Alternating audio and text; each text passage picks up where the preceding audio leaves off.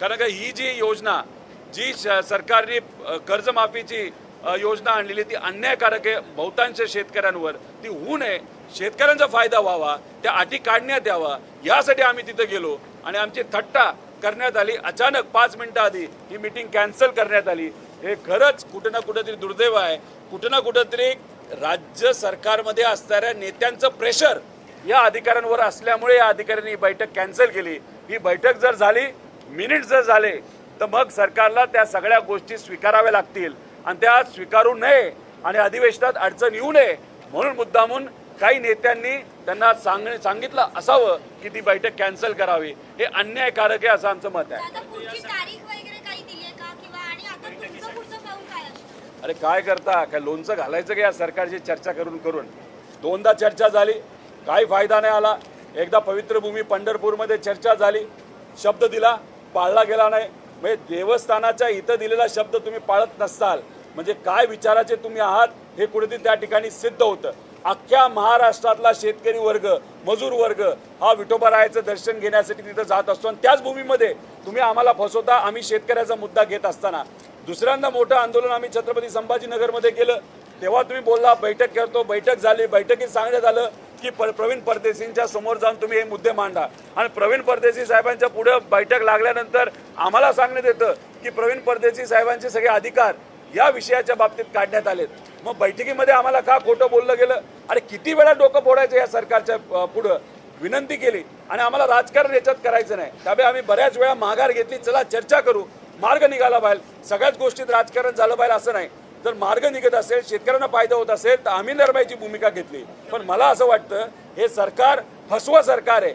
यांना फक्त शब्दाचा खेळ हे करतात, शब्दात लोकांना अडकवतात आणि त्यात मात्र सगळ्यांची थट्टा करतात असं आपल्याला म्हणावं लागेल।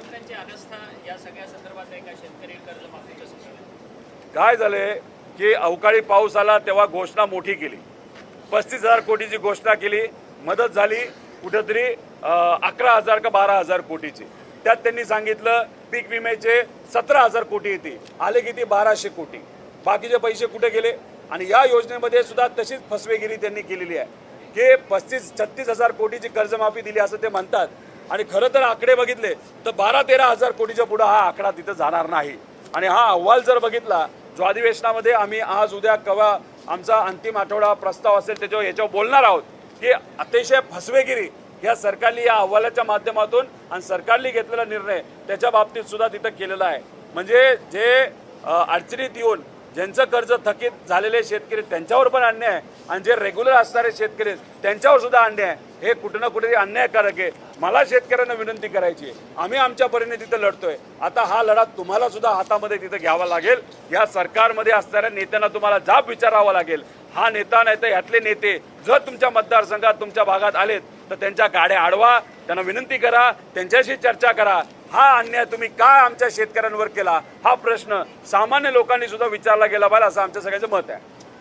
गेल्या काही दिवसांपासून तुमचा पक्ष जो आहे तो सत्तेत जाणार अशा संदर्भातल्या चर्चा वारंवार होताना पाहायला मिळतात। जयंत पाटील यांनी विनोद तावडे यांची देखील भेट घेतलेली आहे। तर वारंवार तुम्ही स्वतः आंदोलनामध्ये सक्रियपणे सहभागी होताय आणि विरोधी बाकावरची भूमिका मांडताय, तरी देखील राजकीय वर्तुळात मात्र तुमचा पक्ष सत्तेत जाणार अशा संदर्भातल्या चर्चा रंगतात। हे बघा, आमच्याकडनं कोणाबरोबरही सत्तेत जाण्याच्या बाबतीतली चर्चा तिथं झालेली नाही, न काँग्रेसमध्ये विलीन होण्याची चर्चा तिथं झालेली आहे। त्याच्याचबरोबर महाराष्ट्रातला भाजपचा निर्णय हे देवेंद्र फडणवीस साहेब घेतात आणि वरून जास्तीत जास्त महाराष्ट्रावर एखादा निर्णय जर लादायचा असेल भाजपकडनं ते अमित शाह साहेबांच्या माध्यमातून तो लादला जातो। तावडे साहेबांना या बाबतीतले किती अधिकार आहेत हे मला माहीत नाही। तावडे साहेब नक्कीच मोठे नेते आहेत, त्यामुळे चर्चा होऊन त्यात काही फायदा नाही। एक तर चर्चा झाली हे आम्हाला माहीत नाही आणि चर्चेत नक्कीच मला विश्वास आहे की कुठेही सत्तेत जाण्याचा मुद्दा तिथं त्या ठिकाणी घेतला गेला नाही। आणि काल मुख्यमंत्री साहेबांनी स्वतः तिथं सांगितलेलं आहे की कुठलाही नवीन पक्ष हा सत्तेत सामील होणार नाही।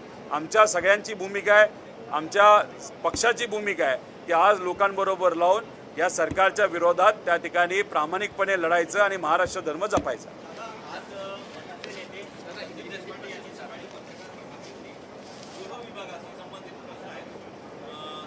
जेल महानिरीक्षकांच्या कार्यालयातून एकंदरीत टेंडर काढण्यात आले. 100 रुपयाची दाट मजुरीला घेण्यात आली. एकंदरीतच जे कैद्यांना साहित्य पुरवलं जातं किंवा खाण्यापिण्याचं जे साहित्य आहे त्याची जडेदऱ्याने विक्री किंवा खरेदी करण्यात आली. अहो, तुम्हाला काय सांगायचं, इन्फ्रास्ट्रक्चरच्या नावाखाली इतका मोठा भ्रष्टाचार आपल्या या महाराष्ट्रामध्ये चालू आहे. गरिबाचा पैसा टॅक्सच्या माध्यमातून जो आपल्या तिजोरीमध्ये जातो राज्याच्या, त्याचा अक्षरशः भ्रष्टाचारामुळे चिखल झाला असं आपण म्हणू शकतो.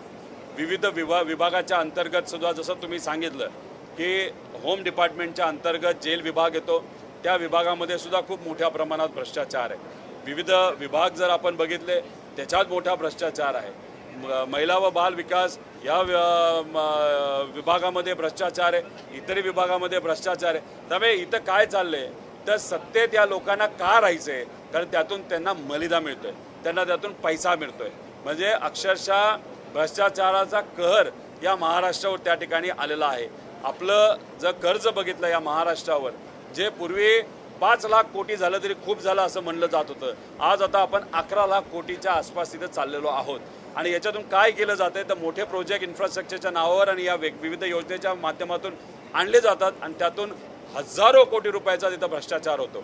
याच्याचबरोबर तुम्हाला माहिती आहे, अयोध्या पवित्र भूमी आहे, तिथं प्रभू श्रीरामांचं जे पवित्र मंदिर बांधण्यात आलं त्यात भ्रष्टाचार झाला. तसंच उज्जैनमध्ये जमीन घोटाळा झाला.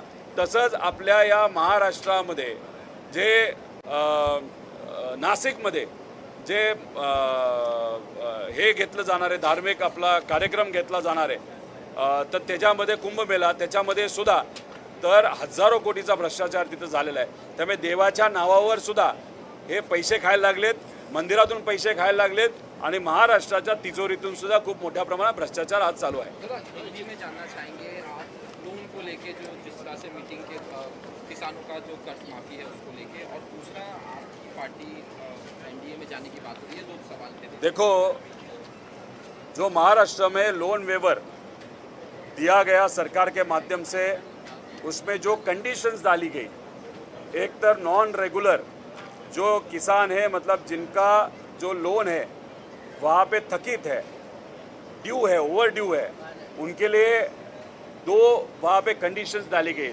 जिन्होंने 2019 को उस टाइम जो कर्ज माफ़ी की योजना आई थी उसका लाभ अगर लिया होगा तो इस कर्ज माफ़ी में उनको ज़्यादा से ज़्यादा 50,000 की मदद की जाएगी. जो रेगुलर किसान है उनके लिए सिर्फ 50,000 रुपये दिए जाएंगे, और वो भी 26 और 27, मतलब 27 एंड तक. ये साल जो अभी तक ख़त्म नहीं हुआ, 1 साल उनको रुकना पड़ेगा, और उसमें भी बहुत सारी कंडीशंस डाली. तो इसके लिए हमने 2 आंदोलनें की, और वो आंदोलन होने के बाद सीएम साहब के साथ हम बैठे. उन्होंने कहा, प्रवीण परदेसी जो ये समिति है, ये समिति के अध्यक्ष थे, उन्होंने रिकमेंडेशन सरकार को दी, उनके सामने आप बैठो. तो हम सब, उनका जो पत्र आया था परदेसी साहब के ऑफिस का, उसके माध्यम से वहाँ पे हम सब, वहाँ पे कार्यकर्ता, आमदार, नेते, किसान नेते वहाँ पे गए. और वहाँ पे जाने के बाद 2 मिनट पहले, मीटिंग चालू होने के पहले, वहाँ पे परदेसी साहब का फ़ोन आता है, बोलते कि मैं नहीं आ पाऊँगा. और उसी के साथ ऑफिस में चर्चा करने के बाद ऑफिस ने हमको जो बताया कि वहाँ पे मुख्यमंत्री साहब के कार्यालय ने बताया कि ये कमेटी अभी बर्खास्त होगी, तो अभी इनके सामने बैठक करके करोगे क्या. तो फिर मीटिंग में आप हमको कहते हो कि बैठो, और वहाँ पे जाने के बाद मीटिंग कैंसिल होती है. कहा जाता है कि उस मीटिंग के सामने जाके बात करके कुछ फ़ायदा नहीं.